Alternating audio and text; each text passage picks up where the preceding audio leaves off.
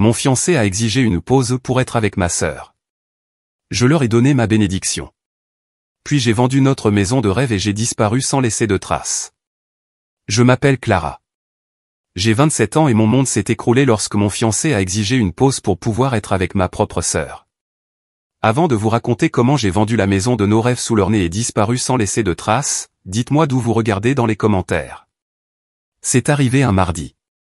Je me souviens de l'odeur du nettoyant au citron que j'avais utilisé sur la table basse ce matin-là et de la façon dont le soleil de l'après-midi filtrait à travers les stores, projetant de longues bandes de lumière sur le parquet. Tout était normal. Tout était calme. Trop calme. Marc était assis sur le canapé en lin gris, celui que nous avions passé 3 week-ends à choisir ensemble. Il fixait ses mains, retournant son téléphone encore et encore.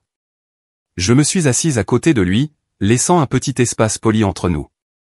Et, dis-je doucement. Tu as été silencieux toute la journée. Est-ce que tout va bien? Il m'a finalement regardé et ses yeux, c'étaient les yeux d'un inconnu. La chaleur avait disparu. L'affection facile que nous avions partagée pendant 4 ans s'était tout simplement évaporée. Clara, il faut qu'on parle. L'air a quitté mes poumons. C'était comme si le monde était soudainement devenu silencieux, remplacé par un sifflement aigu dans mes oreilles. Chaque femme sait ce que ces mots signifient. C'est le début de la fin. Il ne soutenait pas mon regard. Il regardait le mur, le sol, n'importe où sauf moi. C'est à propos de Sarah, dit-il, la voix plate. Ma sœur? Ma petite sœur, qui est censée être ma demoiselle d'honneur. Qu'est-ce qu'il y a avec elle? Demandai-je, ma propre voix semblant faible et lointaine. Il prit une profonde inspiration, le genre d'inspiration qu'un homme prend avant de porter un coup fatal. Elle traverse une période très difficile depuis sa rupture. Elle a besoin de soutien. Elle a besoin de sa famille. Il marqua une pause, puis lâcha enfin la bombe. Elle a besoin de moi en ce moment. Et je pense que nous devons faire une pause. Une pause? Le mot flottait dans l'air, laid et obscène. Une pause pour ma sœur. La logique était si tordue, si insensée que je ne pouvais même pas formuler une réponse. Je le fixais, mon esprit s'efforçant de donner un sens aux absurdités qu'il débitait. Il rompait nos fiançailles, mettait fin à notre vie commune, parce que ma sœur avait besoin d'une épaule sur laquelle pleurer. C'est alors que j'ai su, avec une certitude qui m'a glacé le sang, qu'il s'agissait de bien plus qu'une épaule sur laquelle pleurer. Il y a à peine 6 mois, ce silence était rempli de rire. Nous planifions notre avenir dans cette même pièce.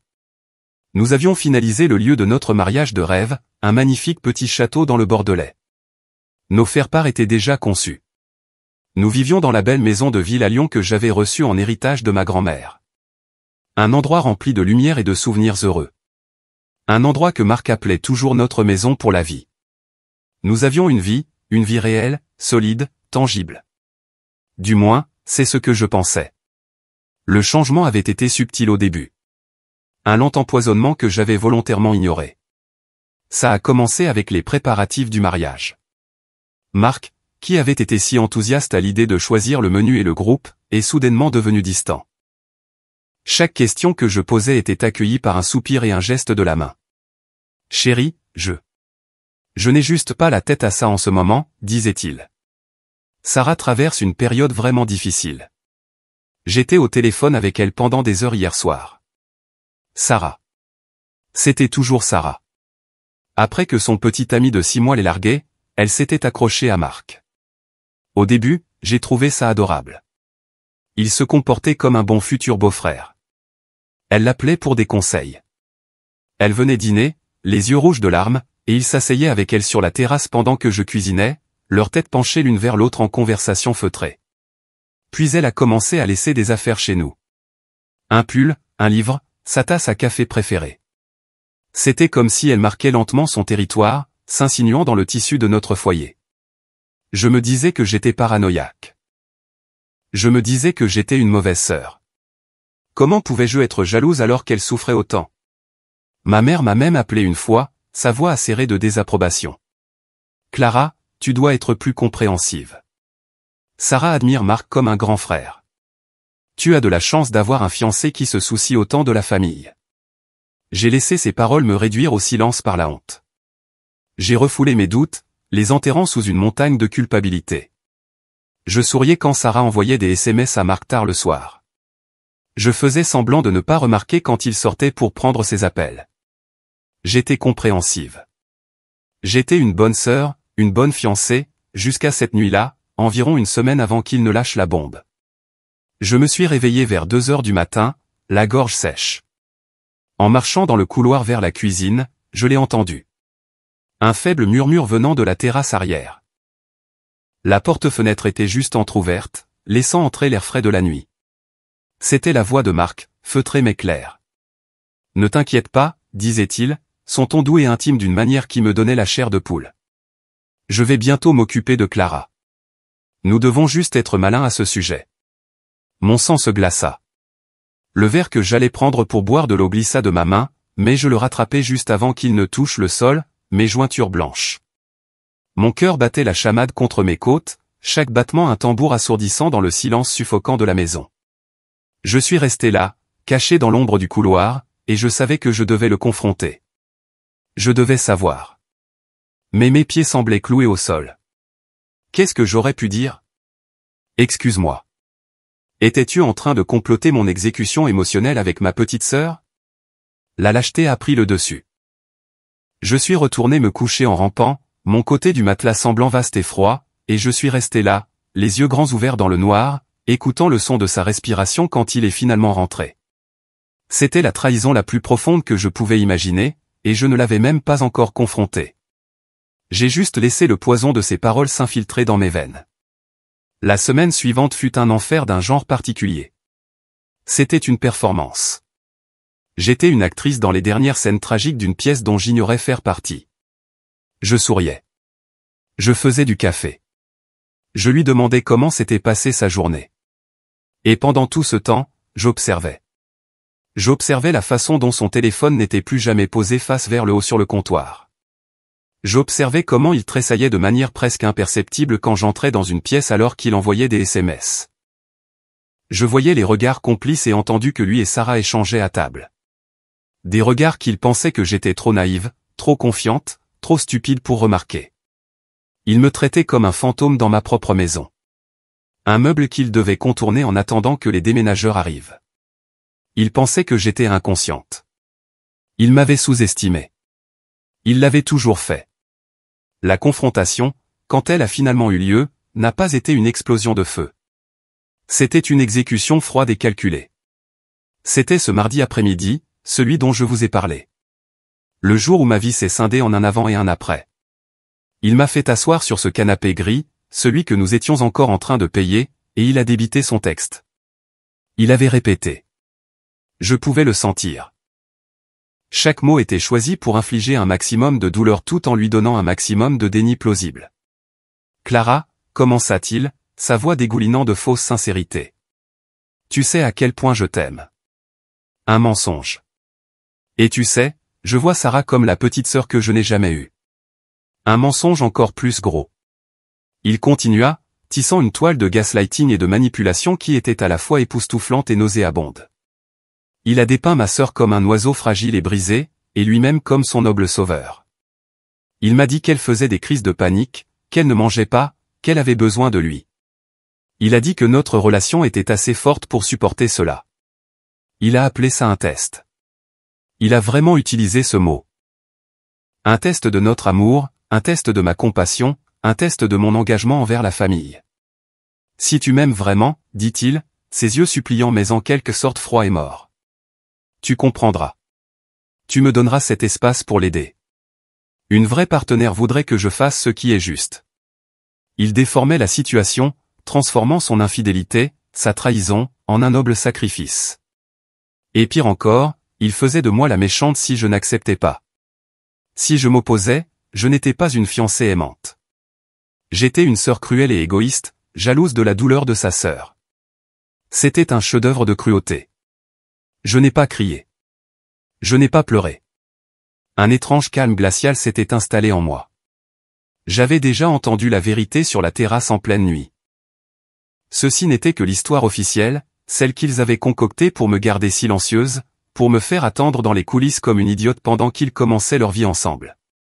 Alors, j'ai simplement hoché la tête. J'ai laissé le silence s'étirer, regardant la panique vaciller dans ses yeux. Il s'attendait à une dispute. Il en voulait une. Une dispute l'aurait validé, lui aurait donné l'impression d'être déchiré entre deux femmes qu'il aimait. J'ai refusé de lui donner cette satisfaction. D'accord, Marc, dis-je, ma voix étrangement stable. Il cligna des yeux, déstabilisé. D'accord, juste d'accord? Oui, dis-je. Si tu as besoin d'une pause pour aller soutenir ma sœur, alors tu devrais le faire. Un soulagement envahit son visage, si pur et non dissimulé que ce fut comme une seconde gifle. Il a même souri. Merci, Clara. Je savais que tu comprendrais. C'est juste pour un petit moment. Je serai de retour avant que tu ne t'en rendes compte. Je vais juste faire une valise et rester chez un ami pour un temps. Donner à Sarah un peu d'espace pour venir parler. Il se leva, m'embrassa sur le haut de la tête, un geste si condescendant qu'il me donna la chair de poule, et entra dans notre chambre. Je suis restée assise là, écoutant les bruits de lui emballant sa vie avec moi. Le zip d'une valise, le cliquetis des articles de toilette. 10 minutes plus tard, il sortit, sac à la main. « Je t'aime », dit-il depuis l'embrasure de la porte. Je l'ai juste regardé. Je ne lui ai pas répondu. La porte se referma derrière lui, et le clic de la serrure résonna dans le silence soudain et assourdissant de la maison. J'étais seul. Et à ce moment-là, je n'étais pas seulement le cœur brisé. J'étais une femme avec un plan. Pendant environ 1 heure, je n'ai pas bougé. Je suis resté assise sur ce canapé, l'empreinte dans le coussin à côté de moi se relevant lentement, effaçant la dernière trace physique de lui. Le silence était un poids physique qui m'oppressait. Les larmes que j'avais refusé de verser devant lui sont finalement venues, chaudes et furieuses. Ce n'était pas seulement le chagrin pour l'homme que je pensais aimer. C'était une rage profonde et gutturale face à l'audace pure de la trahison, de mon fiancé, de ma propre sœur. Ma main tremblait en attrapant mon téléphone. Il n'y avait qu'une seule personne que je pouvais appeler. Mes doigts ont tâtonné en faisant défiler jusqu'à son nom. Olivia, ma meilleure amie depuis l'école maternelle. La seule personne qui m'avait accompagné à travers chaque genou écorché, chaque drame de lycée, chaque triomphe et chaque échec. Elle a répondu à la 2e sonnerie. Et, toi? Je pensais justement à toi. Vous avez finalement choisi le traiteur? Sa voix joyeuse a brisé ma contenance. Un sanglot m'a déchiré, brut et laid. Clara, qu'est-ce qu'il y a? Qu'est-ce qui ne va pas? Sa voix s'est instantanément aiguisée d'inquiétude. J'ai essayé de parler, mais les mots étaient coincés derrière un mur de larmes. Il est parti, Liv, ai-je finalement réussi à étouffer. Parti? Qu'est-ce que tu veux dire par parti? Genre, au magasin? Non, ai-je murmuré. Il est parti. Il veut une pause. Je pouvais l'entendre prendre une inspiration brusque. Une pause? Une pause de quoi? Le mariage est dans 5 mois. De quoi diable parle-t-il? Et puis je lui ai tout dit. Les appels tardifs, la présence constante de ma sœur, la conversation feutrée sur la terrasse, et finalement le discours froid et répété sur le fait qu'il devait me quitter pour aller soutenir Sarah. J'ai tout déballé, chaque détail humiliant, les mots sortant de moi en un torrent de douleur et de colère. Pendant un long moment après que j'ai fini, il n'y eut que le silence à l'autre bout du fil. Je pouvais l'imaginer, arpentant probablement son appartement, son visage un masque d'incrédulité. Puis elle a parlé, et sa voix était dangereusement calme. Il a fait quoi? Avec ta sœur? Oh, absolument pas, Clara. Le calme avait disparu, remplacé par la juste fureur d'une véritable amie. Non, non, non. Il n'a pas le droit de faire ça. Il n'a pas le droit de te mettre sur une étagère comme une poupée avec laquelle il jouera plus tard. Surtout pas pour ta sœur. C'est la chose la plus dégoûtante et lâche que j'ai jamais entendue. L'entendre le dire, entendre la validation dans sa voix, c'était comme une éclaboussure d'eau glacée sur mon visage. Elle ne me disait pas de me calmer. Elle ne me disait pas de voir son point de vue. Elle me renvoyait ma propre rage, décuplée. Il pense que je vais l'attendre, dis-je, ma voix gagnant en force. Il pense vraiment que je vais juste rester assise ici dans cette maison, à arroser les plantes et à attendre qu'il décide si je suis toujours celle qu'il veut. Et est-ce que tu vas le faire? Demanda Olivia, sa voix douce mais ferme. Un feu s'est allumé dans ma poitrine, un feu que je pensais éteint. Non, dis-je, le mot ayant le goût de la liberté. Non, je ne le ferai pas. Je me suis levé et j'ai commencé à arpenter le salon. Le téléphone pressait fort contre mon oreille. Il pense que c'est notre maison. Il parle des rénovations qu'il a faites, de la terrasse qu'il a construite. Il oublie à qui appartient l'acte de propriété. Il oublie que c'était la maison de ma grand-mère, Olivia. Mon héritage. C'est ma maison. Tu as bien raison, dit-elle. Alors, qu'est-ce que tu vas faire? Et d'un coup, le chemin à suivre est devenu limpide. Le brouillard de chagrin et de confusion s'est levé, remplacé par une clarté froide et nette. Je n'étais pas une victime dans cette histoire. J'étais celle qui tenait toutes les cartes. J'ai arrêté d'arpenter et je me suis tenu au milieu du salon, regardant la vie qu'il avait si nonchalamment décidé de mettre en pause. Je vais la vendre, dis-je. Les mots sont sortis avant même que j'aie pleinement formé la pensée, mais ils semblaient justes. Ils semblaient puissants. Tu vas quoi? Je vends la maison, Liv.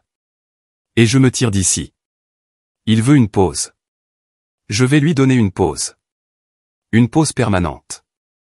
Je me suis dirigé vers mon ordinateur portable, mes mouvements maintenant remplis d'une détermination que je n'avais pas ressentie depuis des mois. J'ai cherché sur Google les meilleurs agents immobiliers de Lyon. Le premier nom qui est apparu était celui d'une femme au sourire confiant et une série d'avis 5 étoiles. Je n'ai pas hésité. J'ai composé le numéro.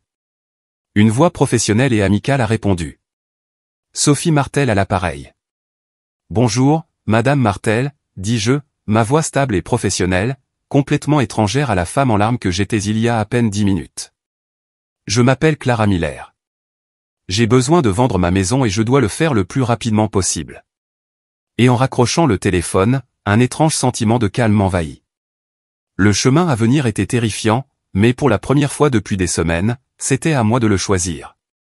Si vous écoutez toujours, s'il vous plaît, aidez-moi en aimant cette vidéo et en commentant le chiffre ainsi dessous. Cela me fait savoir que vous m'avez donné un j'aime, et cela me dit que vous êtes là avec moi dans ce voyage. Votre soutien est un encouragement incroyable pour moi. S'il vous plaît, commentez avec le chiffre 1 et laissez-moi vous raconter ce qui s'est passé ensuite. Les 2 jours suivants furent un tourbillon d'actions méthodiques et silencieuses. Sophie, l'agent immobilier, était une force de la nature. Elle est venue dès le lendemain matin, le regard vif et l'attitude purement professionnelle. Elle a parcouru ma maison, la maison de ma grand-mère, prenant des notes et soulignant ses meilleurs atouts. Elle n'a posé aucune question personnelle. Elle n'a pas demandé pourquoi les photos sur la cheminée étaient soudainement toutes retournées. Elle a juste vu la valeur de la propriété et a présenté un plan clair et agressif pour la vendre. Le marché est en pleine effervescence, Clara, dit-elle, la voix confiante. Nous aurons cette maison sous compromis de vente en un clin d'œil. Nous avons décidé de mettre un panneau à vendre, mais seulement dans le jardin arrière, caché de la rue pour le moment. Cet après-midi-là, j'ai commencé à faire des cartons. Pas mes affaires. Les siennes. J'ai parcouru la maison comme un chirurgien, extirpant toute trace de marque. Ses vêtements du placard, sa brosse à dents du porte-brosse à dents, son livre à moitié lu de la table de chevet. J'ai tout emballé dans des boîtes avec une efficacité froide et détachée. Il n'y a pas eu de larmes. Chaque objet que j'emballais me donnait l'impression de récupérer une partie de mon âme. Ce n'était plus notre maison. C'était la mienne. L'appel est arrivé jeudi après-midi. C'était ma mère. Clara, ma chérie, dit-elle, sa voix un peu trop enjouée. Sarah et moi pensions passer. Et Marc va nous y retrouver. Il se sent tellement mal à propos de toute cette situation, et nous pensons tous qu'il est temps d'en parler en famille. Mon estomac se noie. Ce n'était pas une demande. C'était une annonce, une embuscade. Il venait chez moi, dans mon sanctuaire, pour se liguer contre moi, pour me faire pression, pour me culpabiliser, pour me briser jusqu'à ce que j'accepte d'être la paillasson silencieuse et indulgente dont ils avaient besoin. Maman, ce n'est pas le bon moment, dis-je, essayant de garder ma voix stable. N'importe quoi, lança-t-elle. On sera là dans 20 minutes. On apportera des viennoiseries. Et elle a raccroché. Je suis resté dans mon salon, entouré de boîtes soigneusement scotchées, et une vague de panique pure m'a submergé. Puis, Tout aussi rapidement, elle a été remplacée par une fureur froide. Il voulait venir dans ma maison et me faire la morale. Très bien, qu'il vienne. J'ai déplacé les boîtes dans la chambre d'amis et j'ai fermé la porte. Je me suis fait une tasse de thé, mes mains tremblant légèrement. Je me suis assise sur le canapé et j'ai attendu. Ils sont arrivés exactement 20 minutes plus tard, un front uni de trahison. Ma mère, Marie, est entrée la première, une boîte de pâtisserie à la main et un air de sympathie étrange sur le visage. Sarah la suivait, les yeux baissés, l'image même d'une petite sœur repentante. Et puis est venu Marc, l'air fatigué et triste, une performance digne d'un Oscar. « Oh, ma chérie », dit ma mère en se précipitant pour me serrer dans ses bras. Je suis resté raide dans son étreinte. « Nous sommes tous si inquiets pour toi. » Ils se sont assis sur le canapé en face de moi, un panel de juges prêts à rendre leur verdict sur ma douleur. « Clara », commença ma mère, endossant son rôle de négociatrice en chef. « Nous devons être raisonnables. » Marc a tout expliqué. Il essayait juste d'être là pour ta sœur. La famille s'entraide. Toute cette histoire de pause n'est qu'un malentendu. J'ai regardé Sarah. Elle ne croisait pas mon regard. Elle fixait juste ses mains, faisant tourner une bague en argent autour de son doigt. La bague que Marc lui avait offerte pour son anniversaire l'année dernière. « Clara, tu es si dramatique », continua ma mère, sa voix perdant son ton sympathique. « Ta sœur est fragile en ce moment et Marc est juste un homme bien. Tu devrais être fier de lui, pas le repousser. » C'était un coup de poing dans le ventre, une invalidation complète et totale de mes sentiments, de ma réalité. Ma propre mère prenait leur parti. Elle me traitait de dramatique parce que j'étais dévasté par la destruction de mon avenir. Marc a finalement parlé, sa voix basse et pleine de chagrin. « Clara, bébé, tu me manques. Notre maison me manque. Ça a été plus dur que je ne l'aurais jamais imaginé. Je veux juste rentrer à la maison. On peut surmonter ça. Je sais qu'on peut. » Il a regardé autour de la pièce, un sourire mélancolique sur son visage. « On a tellement travaillé sur cet endroit. Tu te souviens de la construction de cette terrasse? On pourrait faire un barbecue ce week-end. Comme au bon vieux temps. » L'ironie dramatique était si épaisse que j'aurais pu m'étouffer avec. Il parlait de barbecue sur la terrasse, complètement inconscient du fait qu'un panneau de 1,20 m annonçant la vente de sa maison pour la vie était planté dans la pelouse à quelques mètres de là. Je les ai regardés tous les trois. Ma mère, ma sœur, l'homme que j'étais censé épouser. Une famille, mais pas ma famille. Je leur ai offert la performance de ma vie. J'ai laissé quelques larmes couler. J'ai hoché la tête docilement. Je leur ai dit que j'étais confuse. Je leur ai dit que j'avais besoin de plus de temps pour réfléchir. J'ai joué le rôle de la femme au cœur brisé et fragile qu'ils s'attendaient à ce que je sois. Ça a marché. Ils se sont visiblement détendus. Ma mère m'a tapoté la main, me disant que je faisais ce qu'il fallait. Sarah a finalement levé les yeux et m'a offert un petit sourire à queue de gratitude. Marc avait l'air soulagé, confiant que son plan fonctionnait, que son option de secours était assurée. Ils sont partis peu après, convaincus d'avoir réussi à gérer la situation. « On se parle bientôt, bébé », dit Marc à la porte, en essayant de m'embrasser. J'ai tourné la tête pour que ses lèvres rencontrent ma joue. Au moment où leur voiture a quitté le trottoir, j'ai verrouillé la porte et je me suis appuyé contre elle, le cœur battant. Le masque est tombé. Je suis allé dans la chambre d'amis et j'ai ouvert la porte en grand, regardant les boîtes remplies de sa vie. Demain, elle serait partie.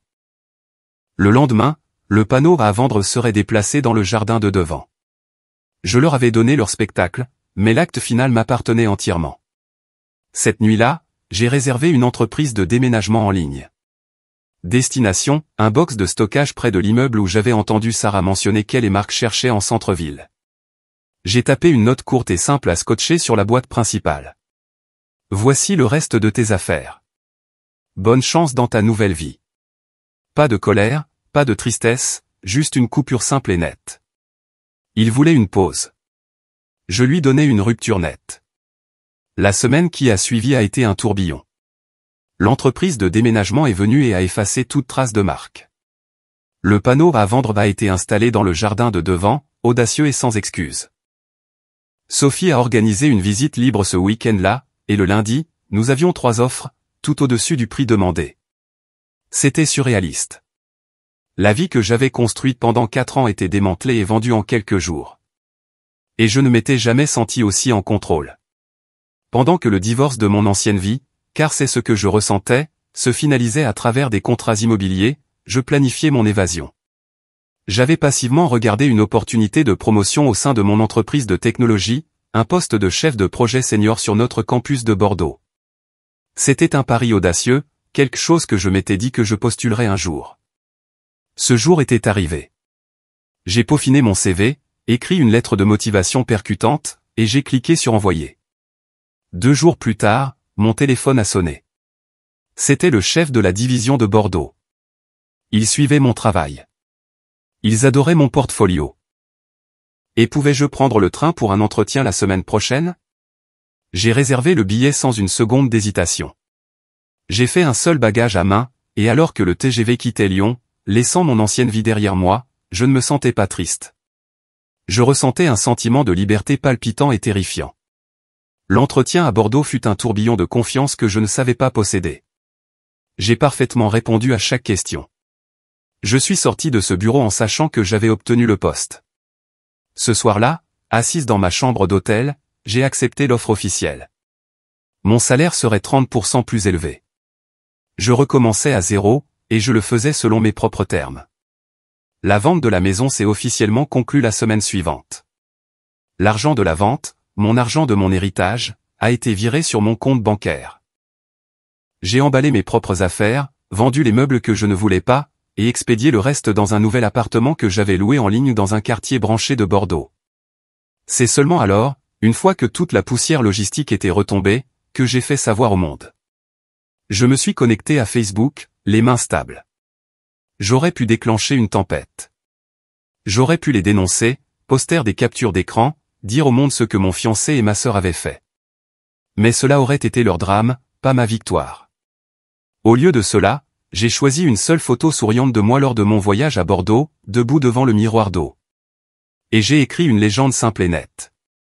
Heureuse d'annoncer que je commence un nouveau chapitre. J'ai accepté une promotion en tant que chef de projet senior et je suis ravi de considérer Bordeaux comme ma nouvelle maison. Parfois, quand une porte se ferme, une porte beaucoup plus grande et meilleure s'ouvre. À de nouveaux commencements. J'ai cliqué sur publier et j'ai éteint mon téléphone. Quand je l'ai rallumé quelques heures plus tard, c'était une tempête, mais pas celle que j'avais prévue. C'était une explosion de soutien. Des dizaines de commentaires, des centaines de j'aime, des amis me félicitant, d'anciens collègues me souhaitant bonne chance. Et, nichés parmi eux, les questions confuses de la famille, des amis et des parents éloignés. Waouh, félicitations. Est-ce que Marc déménage avec toi? C'est soudain. Et le mariage? Mon téléphone a vibré avec un SMS de ma cousine. Clara, que se passe-t-il? Ta mère vient de poster des photos de Sarah et Marc à la plage et tu déménages à Bordeaux. Je n'ai pas eu à dire un mot. La vérité se révélait d'elle-même. Ma simple annonce positive, juxtaposée à leur manque de respect flagrant, dressait un tableau très clair. Je passais à autre chose. Ils affichaient leur relation au visage de tout le monde. Les gens pouvaient tirer leurs propres conclusions. L'appel le plus important est arrivé ce soir-là. C'était mon père. Mes parents avaient traversé un divorce amer des années auparavant, et mon père avait toujours été le plus silencieux, le plus observateur. J'ai vu ta publication, ma chérie, dit-il, sa voix épaisse d'une émotion qu'il montrait rarement. Ta tante m'a appelé. Elle m'a dit ce que ta mère a raconté. Et elle m'a dit ce que Marc et Sarah ont fait. Il marqua une pause. Je suis tellement désolé, Clara. Je suis tellement désolé qu'il t'ait fait ça. Des larmes me piquèrent les yeux. C'est bon, papa. Je vais bien. Non, ce n'est pas bon, dit-il, et j'entendis une dureté s'insinuer dans sa voix, une colère qui reflétait la mienne. Marc est un petit entrepreneur dans le bâtiment. Tu sais, une bonne partie de ses meilleurs clients venaient de mes recommandations, n'est-ce pas? De mes amis architectes qui faisaient confiance à ma parole. Je sais, murmurai-je. Eh bien, dit-il, sa voix sombre et finale. J'ai passé quelques appels cet après-midi. Je leur ai dit que je ne pouvais plus, en bonne conscience, recommander Marc pour des projets. Je leur ai dit que ma recommandation était officiellement retirée. Aucun homme qui fait ça à ma fille n'obtiendra jamais une autre recommandation de ma part. C'est fait. J'étais sans voix. C'était un geste si décisif, si final. Ce n'était pas seulement un soutien émotionnel. C'était une justice tangible. Il avait enlevé la seule chose que Marc appréciait le plus, l'apparence de succès et de respectabilité. Ma nouvelle vie avait commencé, et la démolition de la sienne venait de débuter. La vie à Bordeaux était une bouffée d'air frais. Je me suis jeté à corps perdu dans mon nouveau travail. Ma nouvelle équipe était incroyable, intelligente, motivée et heureusement inconsciente du drame que j'avais laissé derrière moi. J'étais juste Clara, la nouvelle chef de projet senior. Je n'étais pas la fiancée abandonnée ou la sœur trahie. J'étais une page blanche. J'ai trouvé un studio de yoga, découvert les meilleurs cannelés de la ville, et j'ai lentement recommencé à me sentir moi-même. Je n'avais eu aucune nouvelle de Marc, Sarah ou ma mère depuis mon départ. J'avais bloqué leur numéro, mais je savais que s'ils le voulaient vraiment, ils pourraient trouver un moyen. Pendant environ un mois, il n'y a eu que le silence. J'ai appris par des intermédiaires, principalement ma cousine, que les choses n'allaient pas bien à Lyon. Les appels de mon père avaient été d'une efficacité dévastatrice. Marc avait perdu 2 contrats majeurs du jour au lendemain. Les nouvelles vont vite dans ce milieu. Les gens parlaient. Mon départ simple et sans drame les avait fait paraître encore pire. J'étais à mon bureau un mercredi après-midi, plongé dans un tableur budgétaire, quand mon téléphone de bureau a sonné. C'était la réceptionniste en bas. « Clara, il y a un Marc Miller ici pour vous voir. Il dit que c'est personnel. Dois-je le faire monter ?» Mon sang se glaça. Marc, ici, à Bordeaux, dans mon immeuble de bureau. Comment m'avait-il même trouvé? L'audace était stupéfiante. Un instant, j'ai envisagé de dire à la réceptionniste d'appeler la sécurité. Mais un autre sentiment a pris le dessus. La curiosité. Je voulais le voir. Je voulais voir à quoi ressemblait un homme qui avait tout perdu. « C'est bon, Julie, dis-je, ma voix étonnamment calme. Faites-le monter. » Je me suis levé et j'ai marché jusqu'à la paroi vitrée de mon bureau, regardant l'espace de travail ouvert. Quelques minutes plus tard, les portes de l'ascenseur se sont ouvertes et il est sorti. Il avait l'air terrible. Il était plus mince, ses vêtements étaient froissés et il y avait des cernes sombres sous ses yeux. Ce n'était pas l'homme confiant et charmant que j'avais failli épouser. C'était un fantôme. Il m'a vu et s'est dirigé vers mon bureau. Je n'ai pas bougé. Je suis resté là, les bras croisés, et j'ai attendu. Il a poussé la porte et est entré, la fermant doucement derrière lui. « Clara » souffla-t-il, sa voix rauque. « Marc » dis-je. Ma voix était neutre. Pas de colère, pas de larmes, juste un ton plat et égal. « Qu'est-ce que tu fais ici ? » Je devais te voir, balbutia-t-il, ses yeux parcourant mon bureau, admirant la vue, les nouveaux meubles, les symboles de mon succès. Ton bureau est sympa. Je ne t'ai pas demandé une consultation de design, dis-je froidement. Je t'ai demandé ce que tu faisais ici. Il a tressailli. Il a fait un pas de plus, les mains tendues comme pour implorer. J'ai fait une erreur, Clara. Une horrible, terrible erreur. Je l'ai juste fixé, mon expression indéchiffrable. Il a continué, les mots sortant en un flot désespéré. Ce n'était pas ce que tu penses.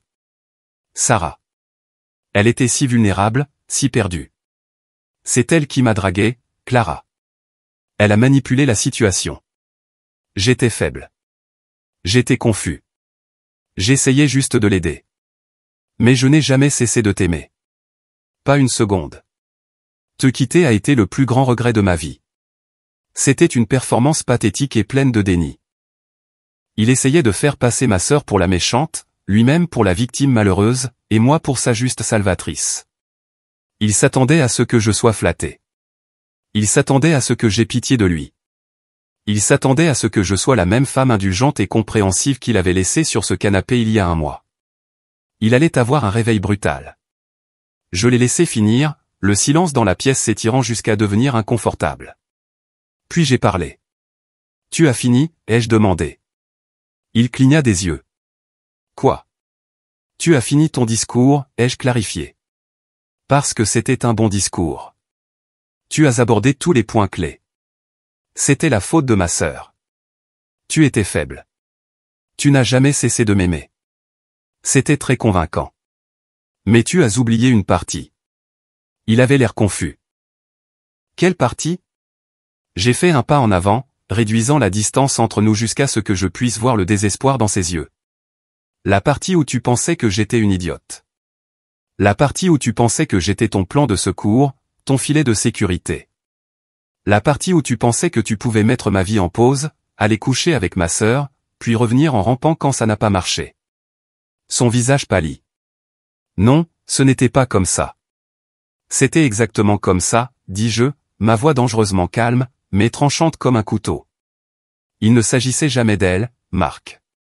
Il s'agissait de toi, de ton arrogance, de ton manque de respect.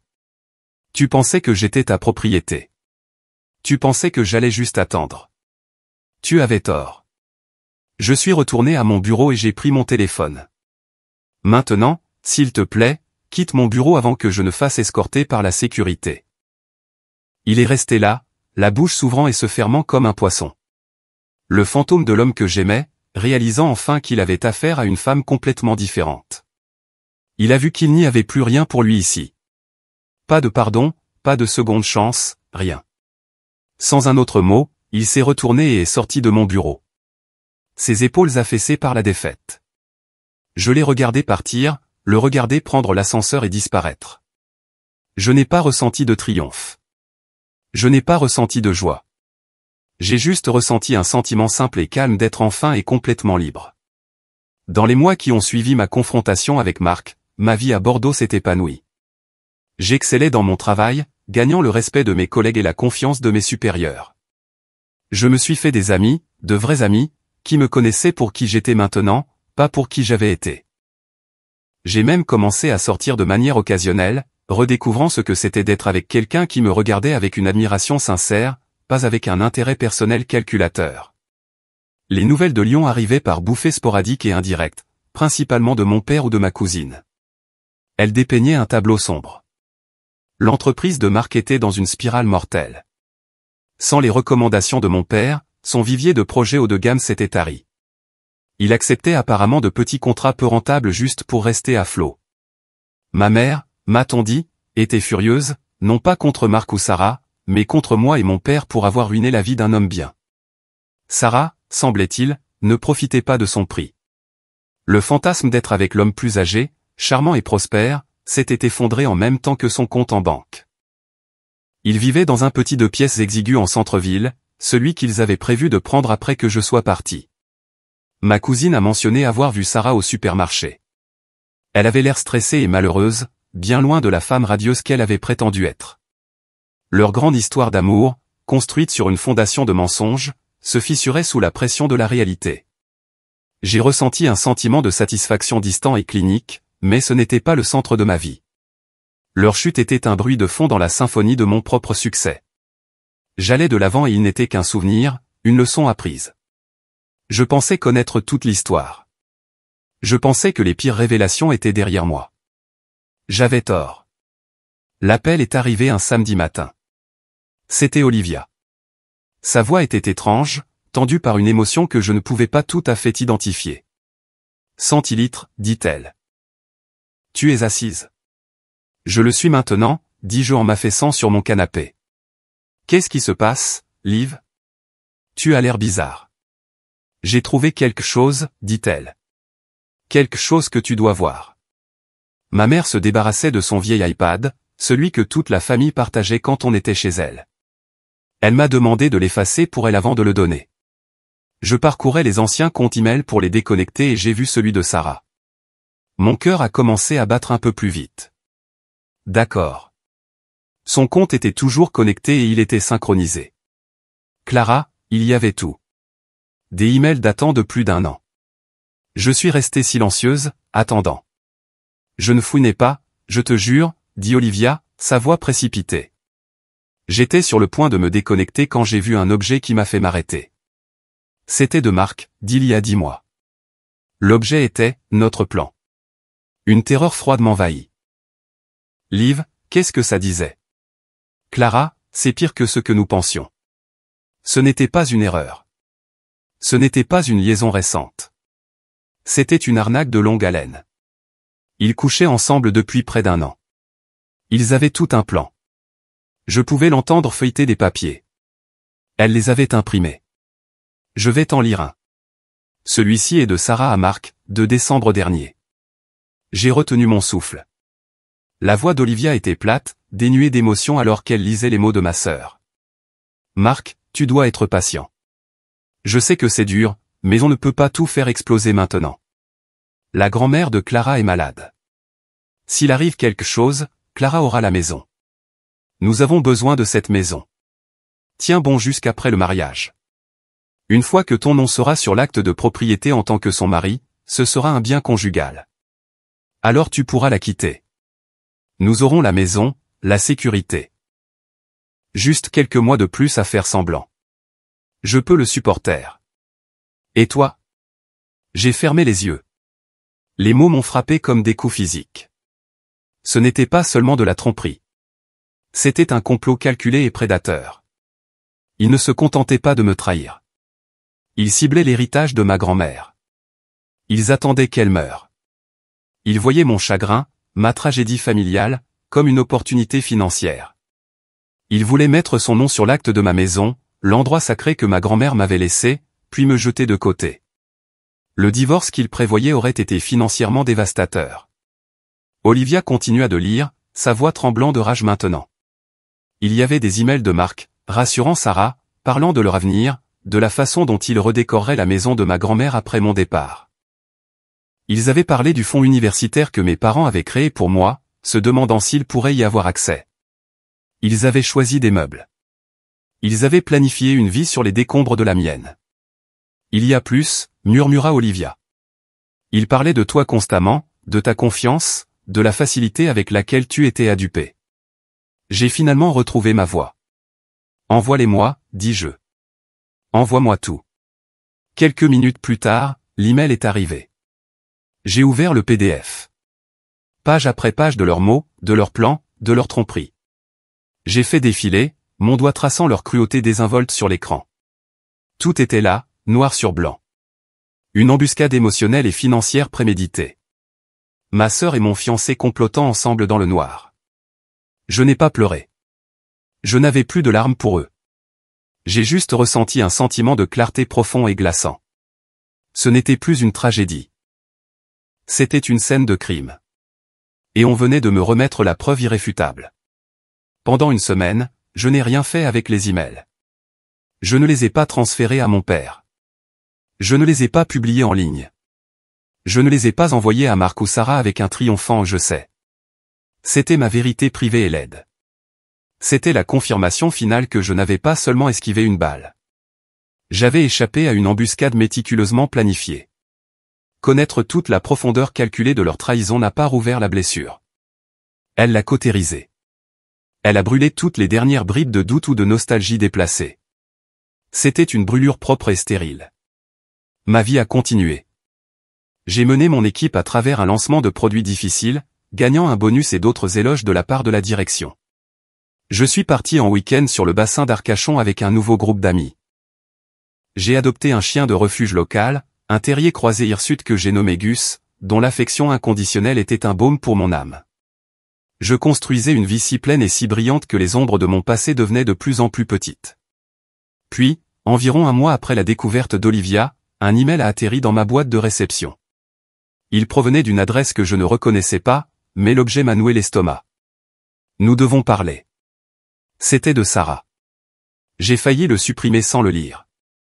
Que pouvait-elle bien avoir à dire qui ait de l'importance? Mais une curiosité morbide, le même sentiment qui m'avait fait dire à la réceptionniste de faire monter Marc à mon bureau, m'a fait cliquer pour l'ouvrir.